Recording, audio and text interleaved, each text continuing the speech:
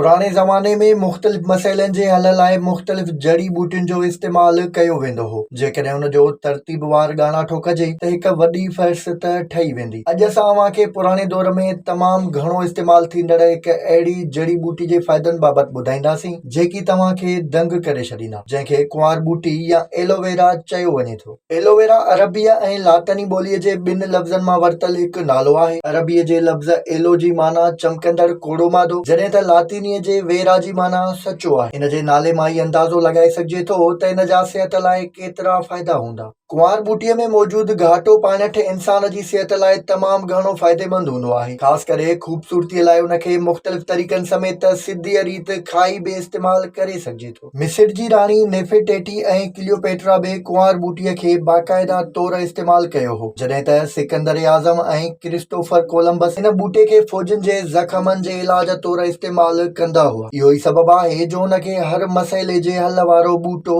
चयो वञे थो। कुंवार बूटी में मुख़्तलिफ़ विटामिन्स, एंज़ाइम्स, मादनियात, मिठाण, लिग्निन, सेपोनिन्स, सैलिसिलिक एसिड्स ऐं अमाइनो एसिड्स समेत केतिरा ई जुज़ मौजूदु आहिनि। एलोवेरा जो इस्तेमालु जिस्म जे सड़ियल या कटियल हिस्सनि लाइ तमामु घणो फ़ाइदेमंद हूंदो आहे। उनखे खाइण सां आंड्रनि जे मसइलनि खे ख़तमु करे सघिजे थो। एलोवेरा जिस्म तोड़े अंदरीं औज़ारनि जी सोज समेत ॾंदनि ऐं महारुनि जी कमज़ोरियुनि खे बि ख़तमु कंदो आहे, जॾहिं त एलोवेरा बूटो अखियुनि जे सड़ण, सुॼण ऐं ज़ख़मनि समेत फिफड़नि जी सिहत लाइ बि तमामु फ़ाइदेमंद आहे। वारनि जी पाड़ुनि में एलोवेरा लॻाइण सां वारनि मां ख़ुश्की ख़तमु थी वेंदी आहे ऐं उन्हनि में मज़बूती ऐं चमक पैदा थिए थी। न रुॻो एतिरो पर इहो बूटो गंजे मथे ते ॿीहर वार फुटाइण लाइ बि तमामु घणो मददगार हूंदो आहे। एलोवेरा या कुंवार बूटे जो इस्तेमालु मेकअप क्लीनर्स तौर बि कयो वेंदो आहे, जेको चेहरे तां दाग धब्बा ख़तमु करे कुदरती ख़ूबसूरती आणे थो। एलोवेरा खाइण सां मुदाफ़ियती क़ुवत में बि वाध ऐं बीमारियुनि खां हिफ़ाज़त मिले थी। एलोवेरा ऐं टमाटनि जी रस में 3-4 फुड़ा लीमे जी रस विझी रुॻो 15 मिंटनि ताईं चेहरे ते लॻाइजे त तमामु बहितरीन असर मिलंदा, जॾहिं त इन में विटामिन ए जा फुड़ा ऐं गुलाब जो पाणी विझी बि इस्तेमालु करे सघिजे थो। कंहिं बि शैम्पूअ में थोरे मिक़दार में एलोवेरा ऐं